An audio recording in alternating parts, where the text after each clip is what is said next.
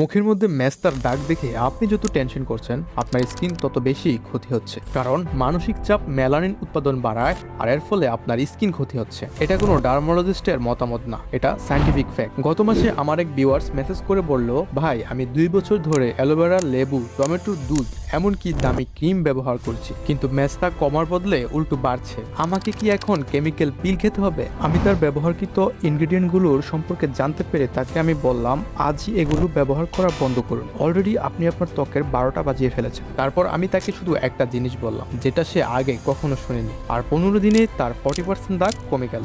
এখন আমি আপনাদের ব্যবহার করা 3টা বড় ভুলের কথা বলবো, যেটা 99% মানুষ আপনাদেরকে বলে না।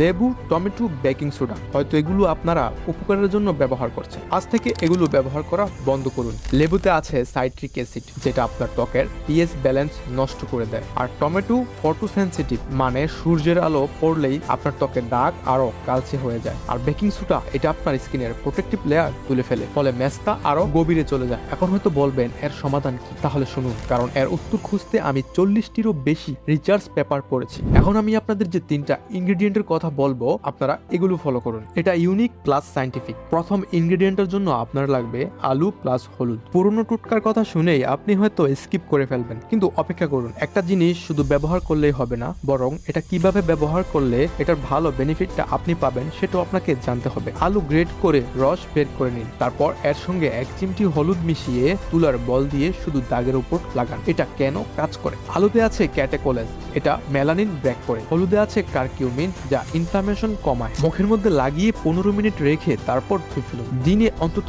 একবার দেওয়ার চেষ্টা করুন, 7 দিনেই ফল দেখতে পাবেন। ইনগ্রেডিয়েন্ট নাম্বার 2, যেটা সবচেয়ে শক্তিশালী আর এটা কেউ বলে না। এটা বানানোর জন্য আপনার লাগবে পাকা পেঁপে প্লাস শসা প্লাস অ্যালোভেরা। পেঁপেতে আছে পাপাইন এনজাইম, এটা ড্যাড স্কিন সেল সরায়, আর শসা স্কিনকে কুল রাখে, আর অ্যালোভেরা আপনার ত্বককে হাইড্রেট করে, ফলে মেস্তা পিকে হতে সময় নেয় না। এই 3টা উপাদান একসাথে করে ব্লেন্ড করে পেস্ট বানিয়ে ফেলুন। সপ্তাহে 3 দিন রাতে লাগান। ঘুমানোর আগে 20 মিনিট রেখে তারপর ধুয়ে ফেলুন। এটা এতটাই সেফ যে আপনি খেতেও পারবেন। এটা হালকা মজা করে বললাম, কিন্তু খাবেন না, দাগের উপর লাগাবেন। ইনগ্রেডিয়েন্ট নাম্বার 3, এটা হচ্ছে কনসিস্টেন্সি ট্রিক। এর জন্য আপনার লাগবে সানস্ক্রিন, কিন্তু বাজারের যে কোনো সানস্ক্রিন না। যেসব সানস্ক্রিনে জিঙ্ক অক্সাইড বা টাইটেনিয়াম ডাইঅক্সাইড আছে সেগুলো ব্যবহার করবেন। এখন আপনি বলবেন সানস্ক্রিন কেন? এগুলো হচ্ছে ফিজিক্যাল ব্লকার, রাসায়নিকভাবে স্কিনে ঢুকে না, বরং উপরে লেয়ার তৈরি করে। আপনি কি একটা সাইকোলজিক্যাল ট্রিক জানেন? আপনি যেদিন ঘরোয়া পেস্ট ব্যবহার করবেন সেদিন সানস্ক্রিন না লাগালে মেস্তা বাড়ার সম্ভাবনা 3 গুণ বেশি, কারণ ঘরোয়া জিনিস স্কিনকে সূর্যের প্রতি সেন্সিটিভ করে দেয়। এই বিষয়টা যদি আপনি এখন জেনে থাকেন তাহলে ভিডিওতে একটা লাইক দিয়ে দিন। তো চলুন